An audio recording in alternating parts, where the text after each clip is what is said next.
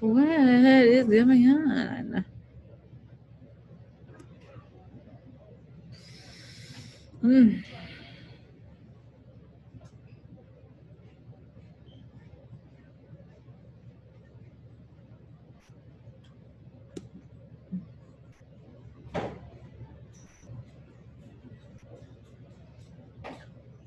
Hi.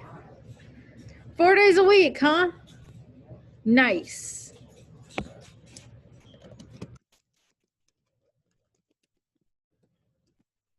So glad to have some more people here 4 days a week. I have not given up the comfy chair. Huh?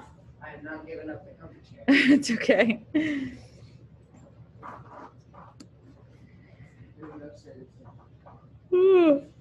I try.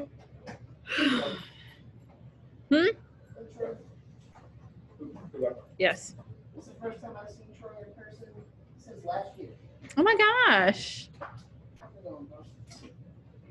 I think this is my biggest class now. I never played Scrabble. Really? I wanted to learn how to play it.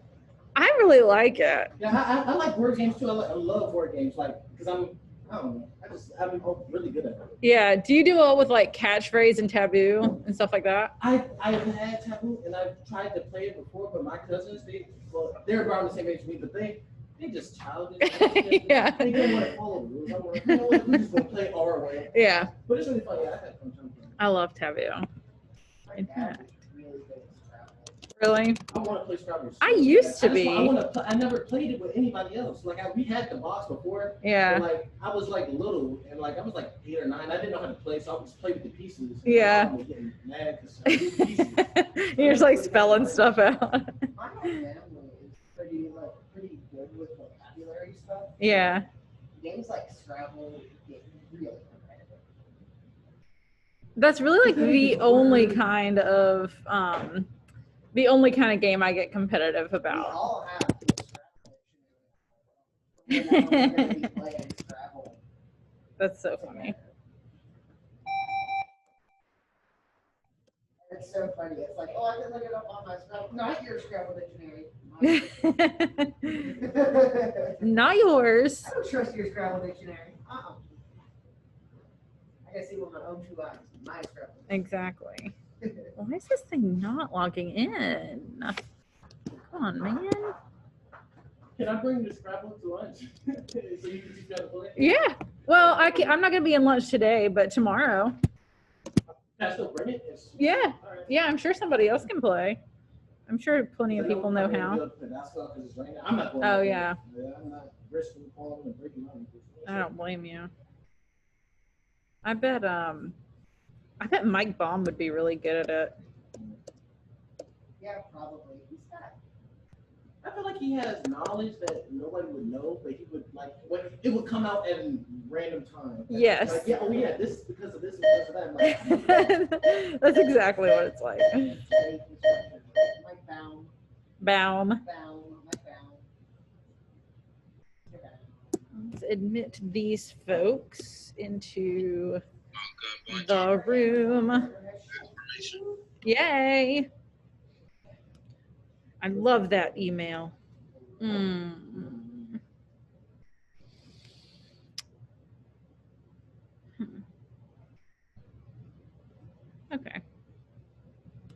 Interesting. Hey guys. Should we join the Zoom call session? Are we reading today? We are reading today. It might be the smartest thing to do. We're still missing quite a few. It's only 9:09. We'll give everybody a minute to get in here. Who do we have so far? Eli, Nate, Sterling, and Ondarius. It's our first half of the alphabet people that are missing.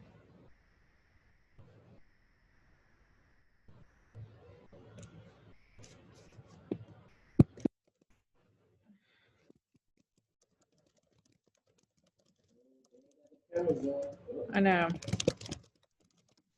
Guys, get your cameras on, please. See this thing here, my Zoom freaking thing still out. Have to take it to me. Let's see. I'll give everybody a couple minutes to get in because we are reading today. Can I be honest? Yeah. I read like half of the long. The long one? Yeah, I read like half of it. Okay. I'm going to kind of review that scene anyway because there's a couple of things that I wanted to mention specifically about it. Yeah, you give me like the clip notes. What is happening here?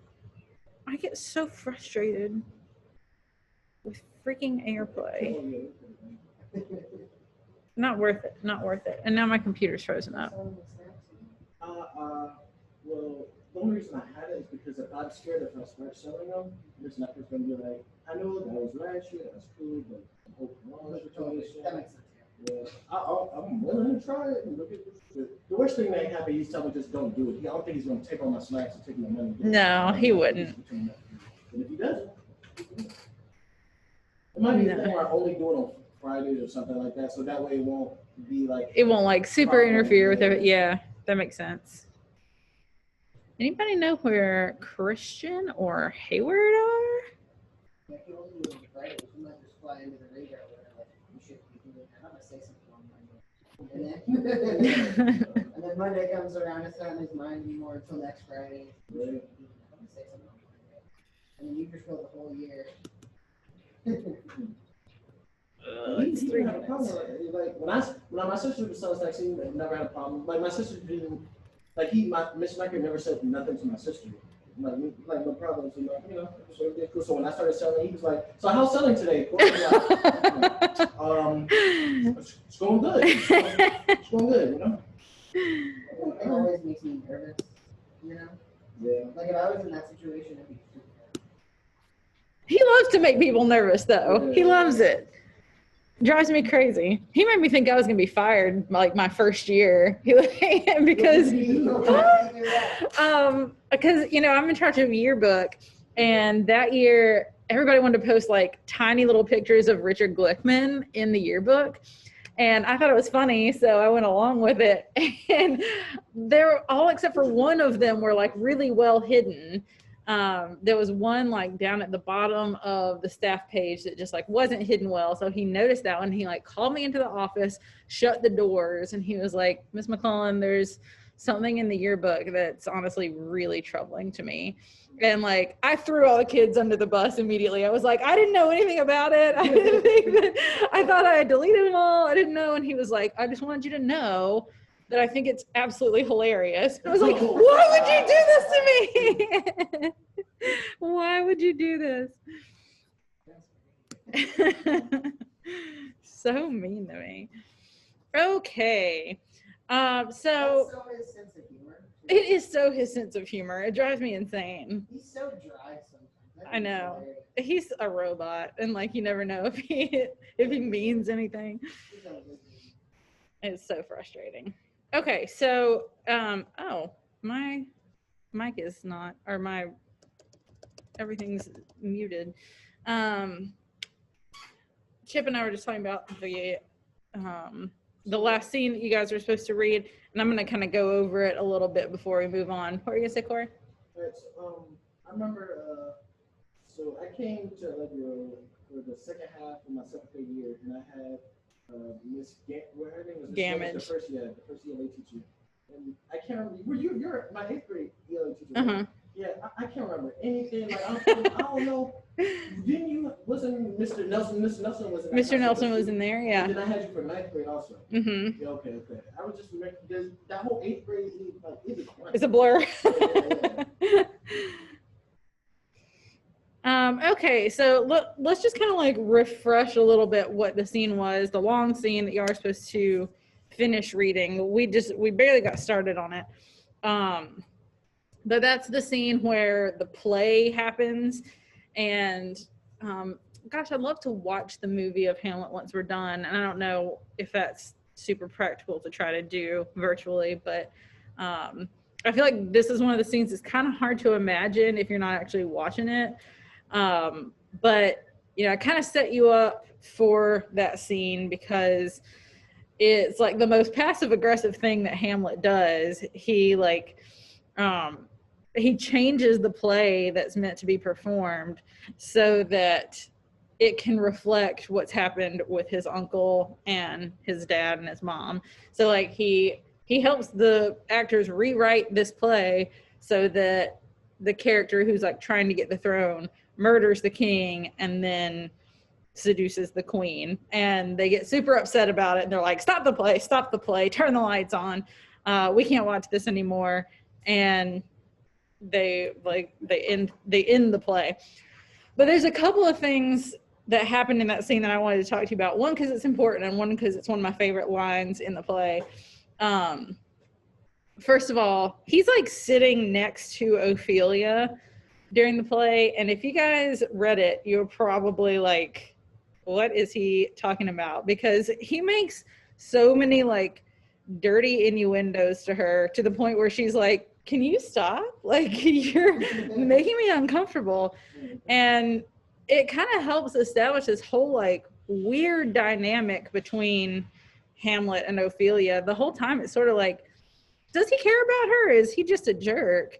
And the answer might be both. But he's just like, he makes really dirty jokes, and some of it relates to the play, but some of it doesn't. Some of it's just him like saying inappropriate things to her, like sex jokes and stuff, which she's like a young, innocent girl. She's going to be totally like thrown off by that and like not know what to think.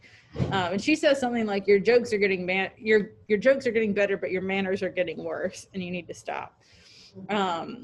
And the other thing, when the play is over, after they like end it, Rosencrantz and Guildenstern come in, and they're kind of trying to like reason with Hamlet and be like, we just want to see how you are, we're your friends. And he's just like talking nonsense to them. In fact, Polonius is there for a minute, and randomly Hamlet's like, do you see that cloud that looks like a camel? And Polonius is like, what? Yeah, it looks like a camel. And then Hamlet says, actually, I think it looks like a weasel. He's like, you're right, it does look like a weasel. He's like, actually, I think it looks like a whale. And he's like, yeah, it does look like a whale. So he's just like kind of trying to test Polonius and see like, are you gonna just agree with anything I say? Are you that much of a doormat and like a yes man? And he is. But my one of my favorite lines, and like I've seen memes about this because of course I follow literary meme accounts,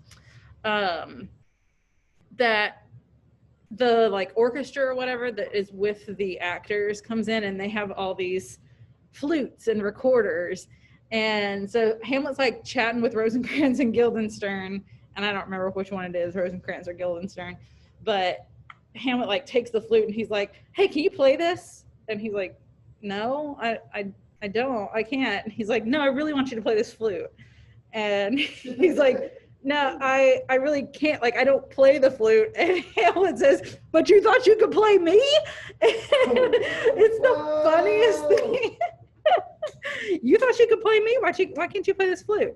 It's so funny. Shakespeare humor. So he definitely distrusts Rosencrantz and Guildenstern, and like kind of understands that they are not really loyal to him. So that's definitely important for the scenes that we have coming up. I mean, it would be horrible to think that your best friends are like spying on you for your parents. But we are going to pick up, let me share my screen here.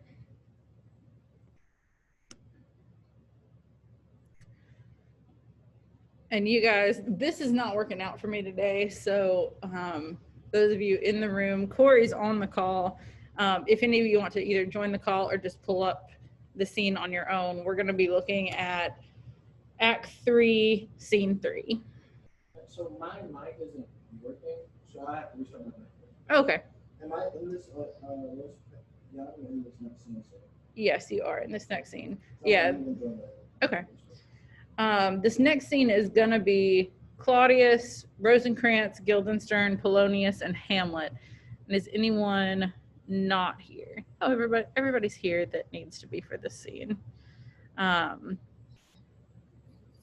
We're just giving Corey a second to restart his MacBook. Yeah, we're missing a couple of people today. I know everybody's gone.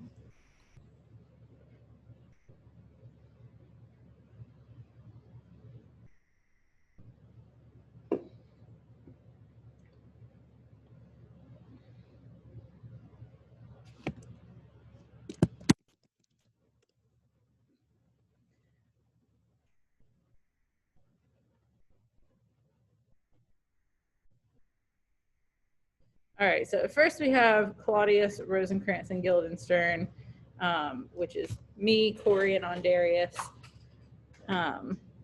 Corey's restarting his MacBook because his mic wasn't working. This whole virtual thing, it's just tough. It's tough to do everything together. Yes. Yes. That's a lot of unnecessary problems. 100%. I feel like it makes us move more slowly too, because like we got to wait on people to get in, and like people's laptops have problems. This doesn't work half the time, so it just like it does suck. It's a big time suck, and it's just annoying.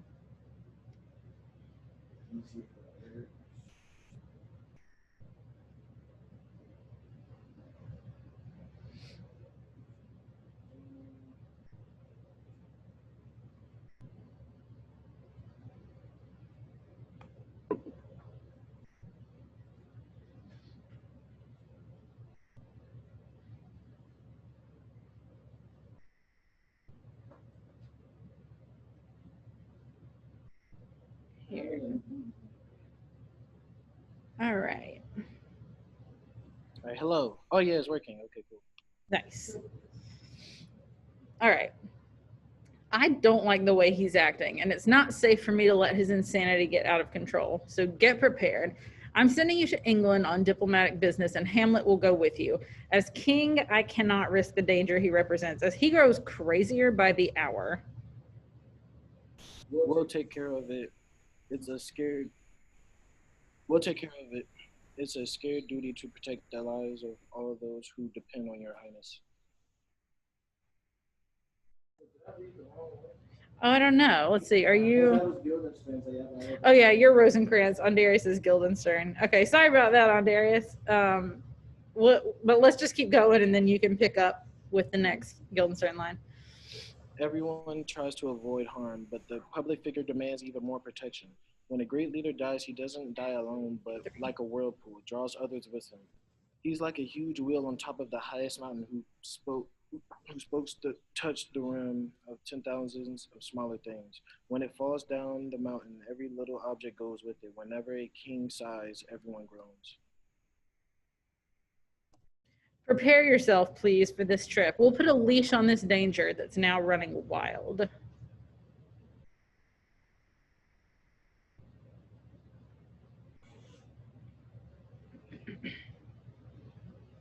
We'll hurry. All right, they leave, and Polonius comes in.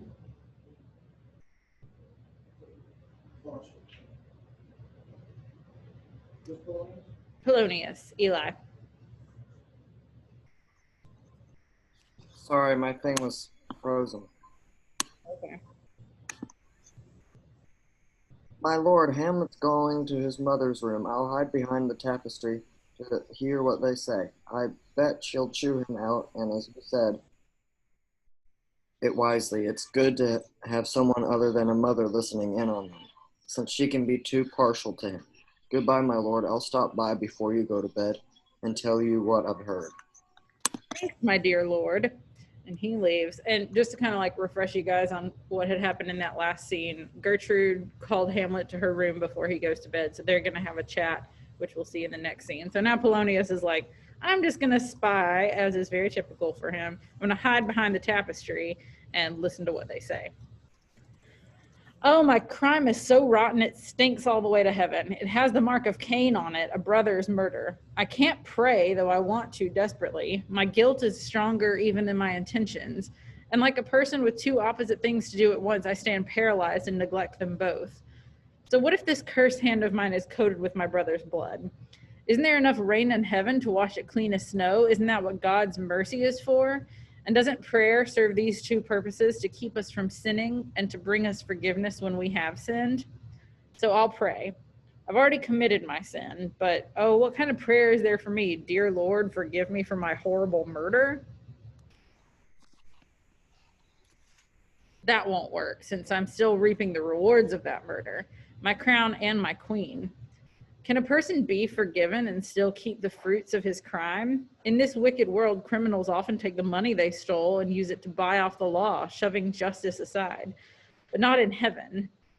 Up there, every action is judged for exactly what it's worth, and we're forced to confront our crimes. So what can I do? What is there left to do? Offer whatever repentance I can. That couldn't hurt. But it can't help either. What a lousy situation I'm in. My heart's as black as death. My soul is stuck to sin, and the more it struggles to break free, the more it sticks. Help me, angels. Come on, make an effort. Bend, stubborn knees, steely heart, be as soft as a newborn babe so I can pray. Perhaps everything will turn out okay after all. Hamlet coming in. I could do it easily now. He's praying now, and now I'll do it. And there he goes, off to heaven, and that's my revenge. I better think about this carefully. If villain kills my father, and I, my father's only son, send his same villain to heaven. Seems like I just did him a favor. He killed my father when my father was enjoying life, with all his sins in full bloom, before my father could repent for any of them. Only God knows how many sins my father has to pay for. As for me, I don't think his prospects look so good. I mean, fair enough. Nice long speech. So is it really revenge for me if I kill Claudius right when he is confessing his sins? In perfect condition for a trip to heaven? No, away sword and wait for a better moment to kill him. When he's sleeping off some drunken orgy. Or having, oh, okay. Wow. Or swear while he gambles, or committing some other act that has no goodness about it. That's when I'll trip him up and send him to hell with his heels kicking up at heaven. My mother's waiting. The king's trying to cure himself with prayer, but all he's doing is keeping himself alive a little longer. My words fly up toward heaven, but my thoughts stay down here on earth. Words without thoughts behind them will never make it to heaven. Okay, sorry.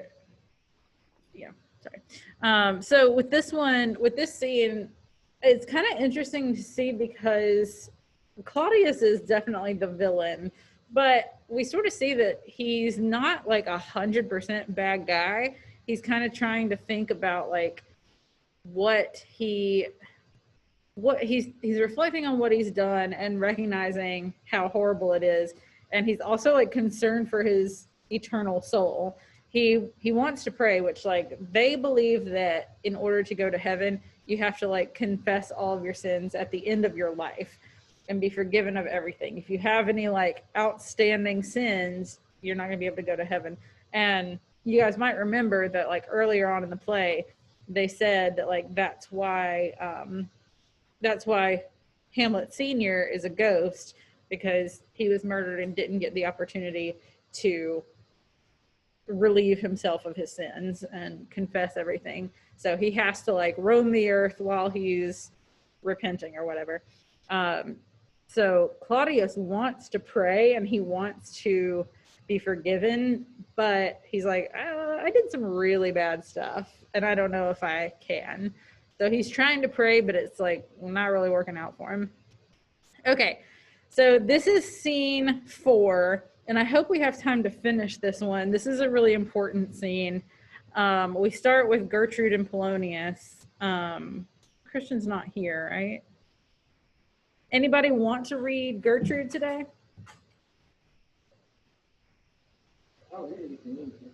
Okay.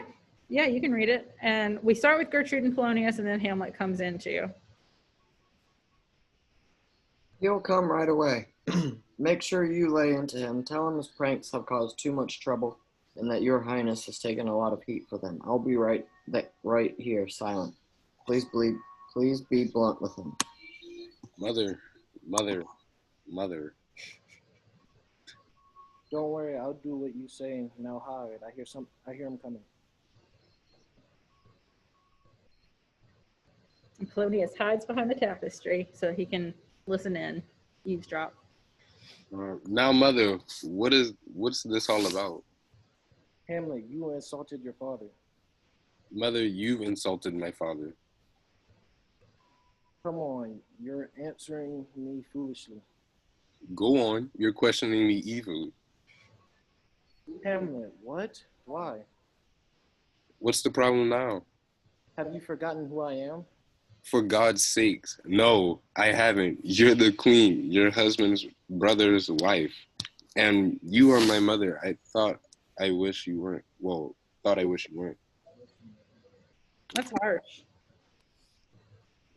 In that case, I'll call in others who can still speak. No, sit down. You won't budge until I hold a mirror up to you, where you will see what's deep inside you. What are you gonna do? You won't kill me, will you? Help! Hey, help, help, help. What's this, a rat? I bet a buck. He's a dead rat now. And then he stabs his sword through the tapestry and kills Polonius. Oh my God, what have you done? I don't know. Is it the king? Oh, what a senseless, horrible act. A horrible act, almost as bad, my good mother, as killing a king and marrying his brother. Killing a king? That's what I said, my good woman. So he's thinking that the king was hiding behind the tapestry, but then he discovers that it was Polonius. And this is still Hamlet. You low-life, nosy, but busybody fool. What? Goodbye. I thought you were somebody more important. You've gotten what you deserve. I guess you found out it's dangerous to be a busybody.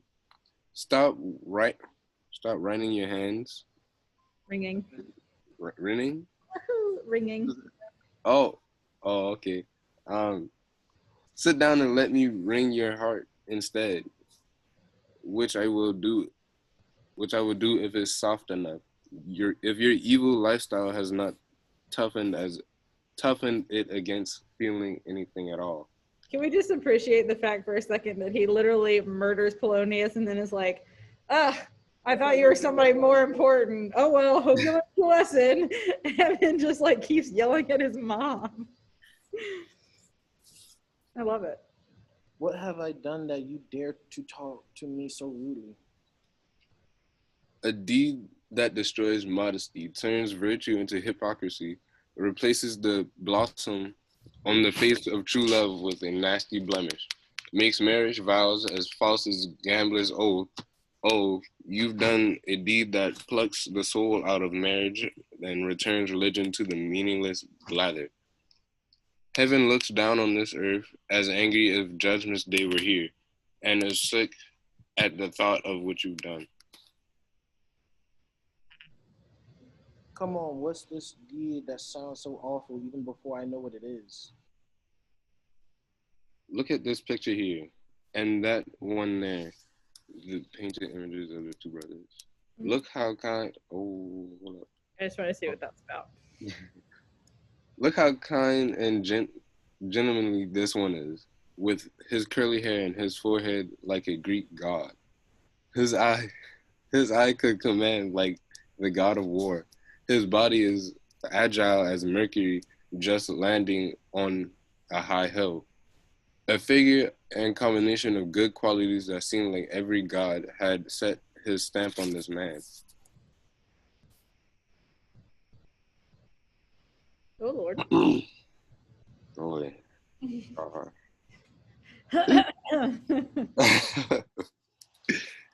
That was your husband. Now look at the other one.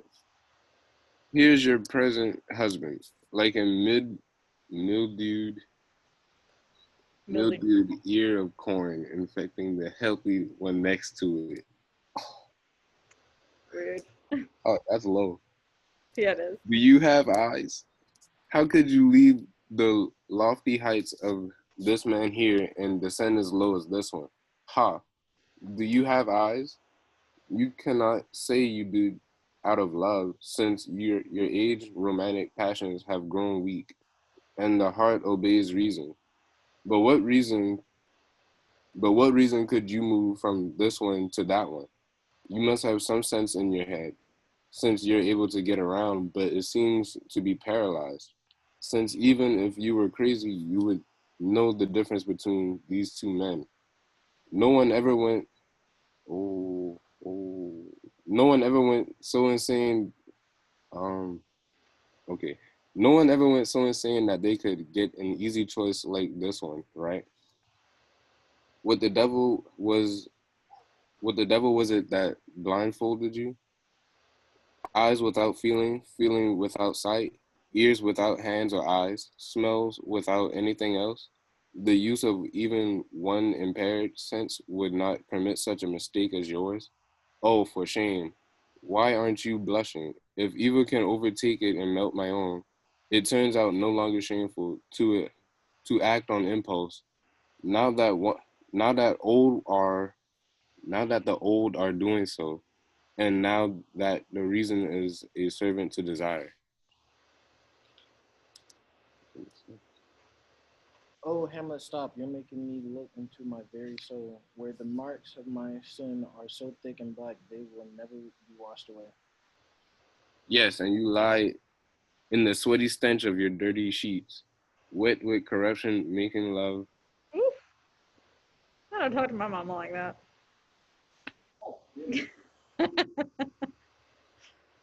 Oh, you must stop. Your words are like daggers. Please no more, sweet Hamlet. Sweet Hamlet. I don't feel bad. Now you feel bad. Oh my gosh. A murderer and a villain, a lowlife who's not worth a 20th of a tenth, oh, of the first, of your first husband. That's The, right. the worst of a king. A thief on the throne who took the precious crown from a shelf and put it in his pocket. Stop. A ragtag king. Oh, the ghost comes in. It's still me. Oh, angels in heaven, protect me with your wings. What can I do for you, my gracious Lord? Oh no, Hamlet's gone completely crazy. Oh, I can't see the ghost, can I? You what? I can't see the ghost. No, 'Cause he you said- can't see the ghost. So she's Yeah, I she's figured. like, Hamlet's just sitting here being like, "What can I do for you, my lord?" To the empty air, and she's like, "Oh God, this guy's nuts." Have you come to scold your tardy son for straying from his mission, letting your important command slip by? Tell me. Who's the ghost? Who did we have reading the ghost? Troy, it's you. Oops, wrong thing.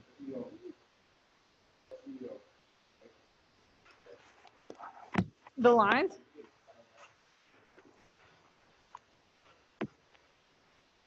So you don't have it up on your computer? Don't forget, I've come to sharpen your somewhat dull appetite for events. But look, remember, since soft, I'll keep your struggling soul from being overwhelmed by foreign prisons. Imagination works strongest in these bodies. Talk to her, Hamlet.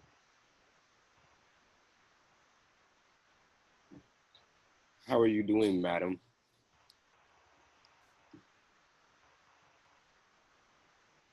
Madam. And how are you doing, Ster? Yeah. Yeah, it's your turn. And how are you doing? Staring into the empty air and talking to nobody. Your eyes give away your wild thoughts and soldiers during a calm to arms. Oh, my dear son, calm yourself and cool off your overheated mind. What are you staring at? At him, at him. Look at Look how pale he is and how he glares at me, preaching even at stones. He could get them to act. Don't look at me like that unless you want to kill me, to cry instead of kill. Who are you talking to? You don't see anything? Nothing at all, but I can see everything that's here. And you don't hear anything. No, nothing, but us talking. Look, look. How it's sneaking away. My father dressed just like he was when he was alive. Look, he's going out the door right now. Ghost exits. I feel like he might come back in, but we'll see.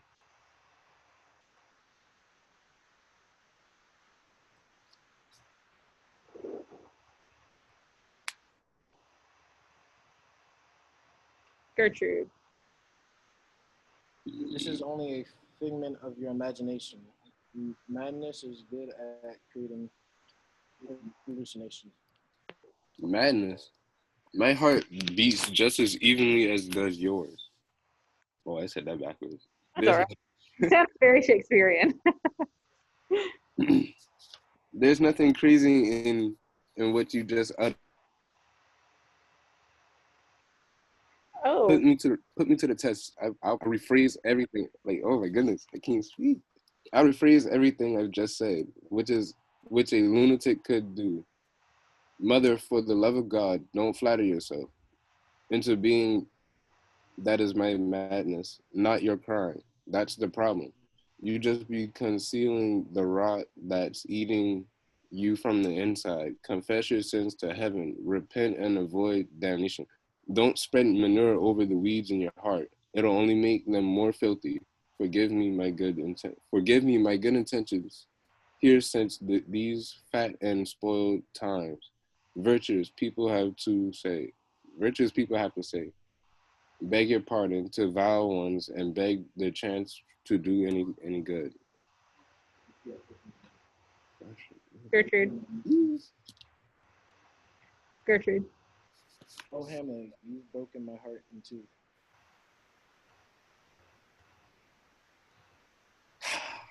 Now throw away the worst half and live a pure life with the other.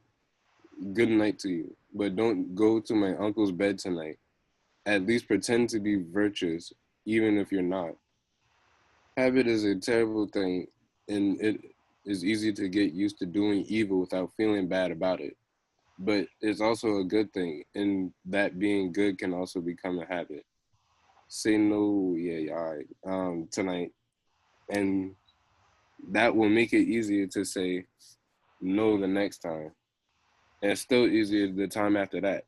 Habit can change even one's natural instincts and either wring the devil in us or kick him out. Once again, good night to you, and when you want to repent, I'll ask you for your blessing too. I'm sorry about what happened to this gentleman. But Um, God wanted me to punish. God wanted to punish me with this murder, and this man with me. So I'm both heaven's executor and the minister of justice. This is bad, but it'll get worse too. Oh, and one other thing, madam.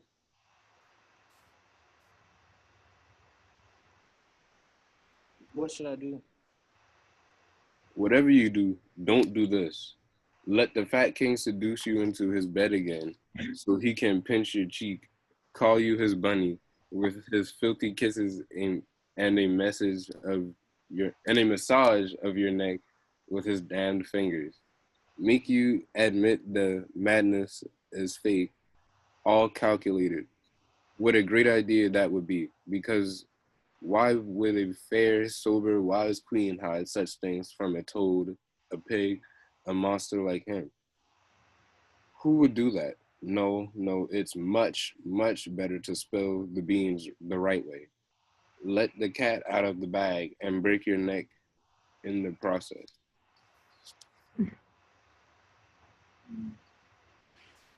You can rest easy since words are made of breath and breathing requires that you be alive. I feel too dead to breathe a word of what you told me. I feel bad. You didn't know that Columbia. I have to go to England. Don't you know that? Let's talk about it after this. I'd forgotten all about that. It's been decided. Yes, it's a done deal. The documents are ready, and my two schoolmates, whom I trust as much as rattlesnakes, are in charge. They're the ones who lead me on my march to mischief. Let it happen. It's fun to watch the engineer get blown up by his own explosives. And with any luck, I'll dig a few feet. I'll dig a few feet below the bombs and blow them to the moon. Oh, it's nice to kill two birds with one stone. Now that I've killed this guy, I'll be off in a hurry. I'll lug his guts into the next room. Mother, have a good night. This politician, yeah, who was in the life of Babylon, idiot, is now quiet and serious. Come on, sir. Let's get to the end of the. Let's get to the end of our business. Good night, mother. And he leaves, and Hamlet drags Polonius off stage. I love that line. I'll lug his guts into the next room. He really doesn't seem sorry about killing Polonius at all. He's just like, this guy was an idiot in life, and I didn't like him at all. So let's see if he carries those qualities into the next life. I was getting old anyway, so it was about time. That's very true. He's kind of an old man. One thing that Chip asked was, did the queen not know that Claudius killed the king, King Hamlet? And it's been kind of unclear up to this point. Like Hamlet has gone back and forth a couple of times. Like, did my mother know that this was a thing? He's still mad at his mother anyway, and thinks that she's made some really bad decisions because she married his brother like a month or 2 months after he died. So like he's not happy about that, but he has kind of wondered, like, was she in on it? Did she know? And it kind of seems from this scene like she didn't know, or that she doesn't want to believe that that was true. Yes, let me write you a pass.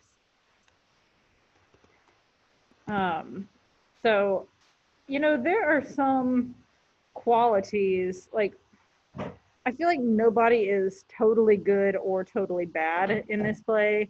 I mean, Ophelia might be totally good, but she's like super innocent. But everybody else, like Hamlet's the protagonist, but he's kind of a jerk a lot of times. And Claudius is the antagonist, but it seems like he really does love the queen, and he is like feeling some remorse for what he's done. I kind of like his speech there, his soliloquy, because it says all this stuff about like, can I commit this horrible crime and still like feel bad about it, but still reap the rewards of it? Because even if I feel bad, I'm still the king, and I still am married to the queen, and I love those things. Like, I've got love and power. Is it possible to do what I've done and still feel like, happy that I have the throne and the queen? I don't know when you put that in the chat, Sterling. Yeah, my name up here. That's evidence of Mike Baum thinking that he is very funny. Glurse McClurlearn. I don't remember why he even did that originally. He's obnoxious. Okay. So we only have like 10 minutes left of class, so we're not going to start a new scene today. I'm kind of going back and forth on whether we'll read tomorrow, but I feel like I kind of want to keep going. I'm going to show you, though, on Canvas. This is not due immediately, but we've just finished Act 3. So we're more than halfway through. Act 4 does have a lot of scenes, but none of them are incredibly long. The longest one is 10 pages, so it's not that bad. Act 5 does have both of the scenes, and that are pretty long, but still we're over halfway done. So just as like kind of a review and to get our get our heads in the right space before we move forward or as we're moving forward. I'm publishing this. It's not due until Monday, so it might give you guys some time to work on it tomorrow. But for each scene of Acts 1 through 3, you're going to make a timeline that shows the major events in that scene. You should have at least one event per scene, and you can write more than one event if it's a long or significant scene. So for instance, for this last scene, you would definitely want to put Hamlet kills Polonius. Hamlet has a confrontation with his mom. And if that's all you put, those two things, then, you know, those are the two important things in this scene. So you can do it, like you can do it kind of however you want to. You can do it as a list. You can do it actually as like a chart, like a timeline.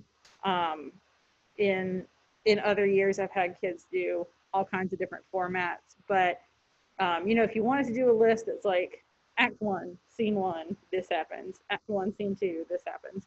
And that's fine. If you want to like draw it going from one to the next, that's also fine. But at least one event per scene, because something does happen in every scene. So that is due November 16th. That's Monday, Monday night. And I think what we'll do tomorrow is read a couple of scenes and then give you time to work on this. But you can go ahead and get started on it now. I'm going to go ahead and stop sharing my screen. Any questions or anything before we leave? Nah. Troy, I'm so sorry. I just now saw you're trying to get in there. All right. I'm going to let y'all go, and I will see you tomorrow. Bye now.